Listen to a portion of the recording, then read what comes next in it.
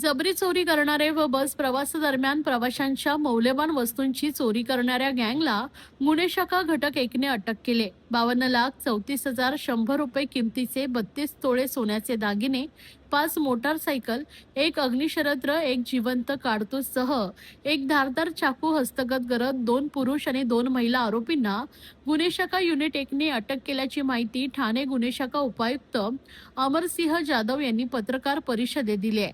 ठाणे परिसरात जबरी चोरी व प्रवाशांच्या मौल्यवान वस्तूंच्या चोरीच्या घटनेत वाढ झाल्याने पोलीस सह आयुक्त पंजाबराव उगले, पोलीस उपायुक्त अमरसिंह जाधव, सहाय्यक पोलीस आयुक्त शेखर बागडे यांच्या मार्गदर्शनाखाली वरिष्ठ पोलीस निरीक्षक सचिन गायकवाड, पोलीस उपनिरीक्षक प्रकाश शिरसाट व त्यांच्या पथकानं अहोरात्र प्रयत्न करून कौसा मुंब्रा येथील आरोपी सौ सिराज खान वय वर्ष 25 तर कळवा पूर्व ठाणे येथील स्वप्नील माधवानी वय वर्ष 20 यांना अटक करण्यात आली आहे. तर मुलुंड वडारवाडा येथील महिला आरोपी संगीता पिटकर वय वर्ष 45 यांना अटक करण्यात आली आहे. या चौघांकडून 52,34,100 रुपये किमतीचे 32 तोळे सोन्याचे दागिने, 5 मोटारसायकल, 5 अग्निशस्त्र, 1 जिवंत काडतूस, 1 धारदार चाकू हस्तगत करण्यात आला असून त्यांच्याकडून ठाणे, मुंबई, नवी मुंबई, पुणे पोलीस आयुक्तालयात केलेले 24 गुन्हे उघडकीस आणले आहेत. या आरोपीमध्ये सौद खान यांच्या विरुद्ध MPDA अंतर्गत कारवाई करण्यात आलेली होती, परंतु हा आरोपी मिळून येत नसल्याने त्याच्या विरुद्ध न्यायालयाने प्रोक्लेमेशन ऑर्डर काढलेली होती. Mobile snatching, chain snatching, motorcycle चोरी आणि फसवणूक पत्र, बॅगमधून सोने चांदीचे दागिने चोरी करण्याचे गुन्हे दाखल होते. त्याचा समांतर तपास गुन्हे शाखा घटक 1चे पोलीस निरीक्षक सचिन गायकवाड, पोलीस उपनिरीक्षक शिरसाट आणि त्यांची टीम करत होती.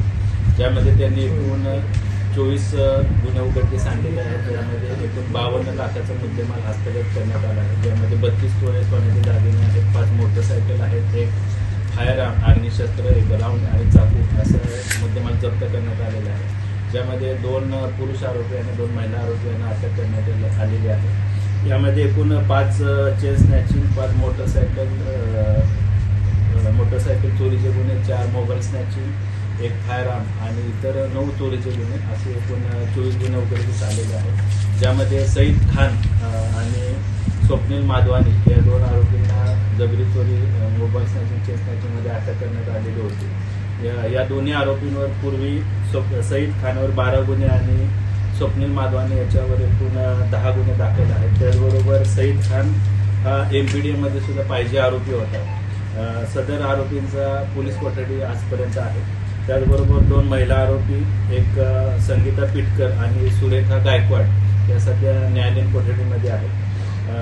याबरोबर या आरोपींनी ठाणे आयुक्तालयाबरोबर नवी मुंबई आणि इतर ठिकाणी सुद्धा काही गुन्हे केल्याचे निष्पन्न झालेले आहे. त्या गुन्ह्याचा तपास गुन्हे शाखा घटक 1ची टीम करत आहे. सर, महिला पण याच्यामध्ये इन्व्हॉल्व आहेत, कशी यांची मोडच होती?